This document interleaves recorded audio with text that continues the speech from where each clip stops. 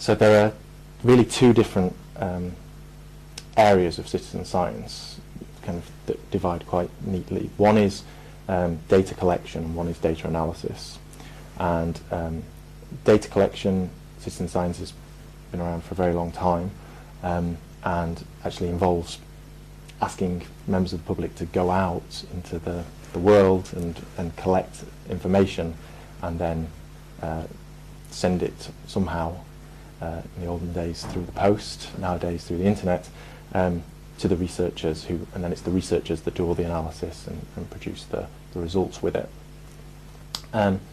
There's also another aspect, which is the data analysis side, and that's the side that the Citizen Science Alliance and the Zooniverse projects focus on, and that is where you have an existing set of data collected by whatever means, whether it's a satellite or a ground-based telescope, or even you could even imagine lots of members of the public going around and collecting data.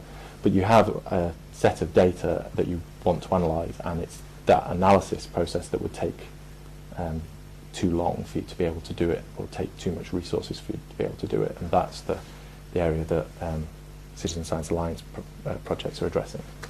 So on the data collection side, there's been a long history of citizen science in ornithology in particular. So the bird watching community actually has dozens, I believe, of citizen science projects, many of which are actually producing useful data sets and that are being analysed to produce useful results. And so there's in particular there's a group at Cornell who really kind of collect together those projects and run their own projects that are doing great stuff there.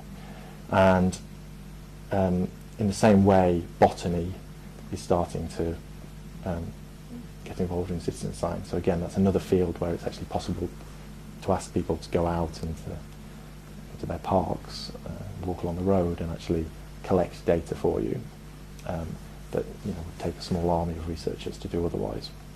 And so those are the subjects that are leading the way there. But obviously, there's limitations on the data collection side in that, as the forefront of science moves on, you need more specialist instruments to be able to collect the data, to either collect the volumes of data you need, or whether you need microscopes or big telescopes and things like that. So there becomes a limit to how many fields you can do the data collection paradigm in. On the data analysis side, citizen science has been led by astronomy. So there were a couple of big citizen science projects. One was Stardust at Home, which collected particles of the interstellar medium via a satellite and then returned them back to Earth, and asked for members of the public to look at these slices of jelly, really, to find the interesting particles in them, because otherwise that would be a huge job for the researchers to do.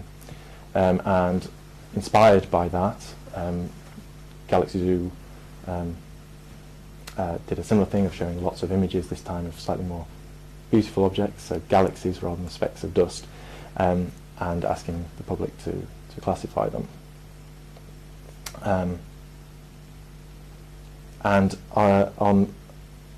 So those were the forerunners of the data analysis side of citizen science, really, at least online citizen science, making use of the technology and the internet. And with the success of Galaxy Zoo, we've kind of gone on to launch more projects by making this organisation, Citizen Science Alliance, and then finding other areas of science that would benefit from that same approach, the approach that works so well for Galaxy Zoo. And just because we happen to be astronomers, our closest colleagues are either astronomers or planetary scientists.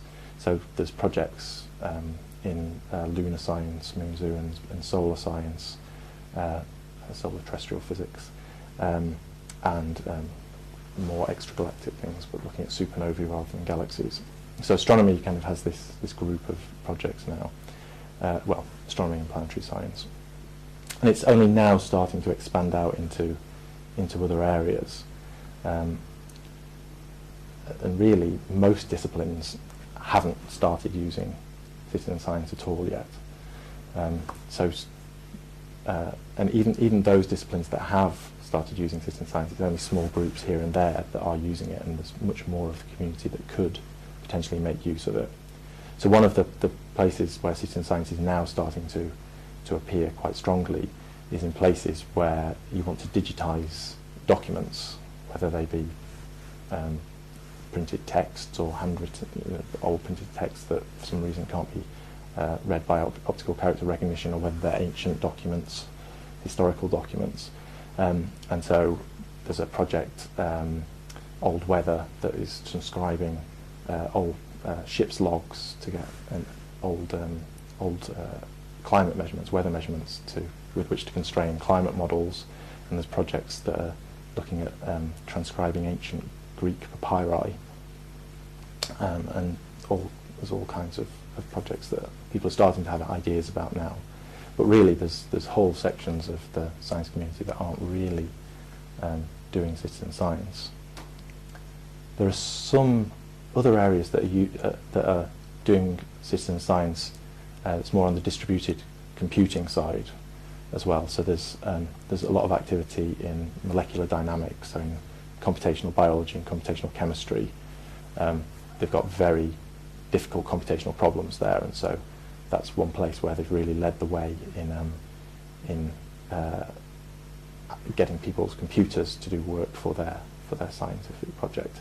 And then interestingly, there's a project that's in between, which is called Fold It, where it's molecular dynamics of a sort. So it's trying to understand how to make how proteins fold, and in order to develop drugs, pharmaceuticals that would affect how the protein folds, so that you can cure diseases and things. And in that, they actually create it as a game, and ask for members of the public to just help out by playing this game. And the way the game's designed is, when you find a winning solution to the game, you're actually making a physical insight into how the proteins actually move around and fold. And so that's a fascinating area of citizen science, where you're doing science, but you're making it into entertainment. You're making it into a game, and obviously that's a good way to attract lots of people and keep them involved. So there's a lot of scope for doing that in the future. But really, I think there's an awful lot of science where citizen science hasn't really started, and there's lots of benefits to be had.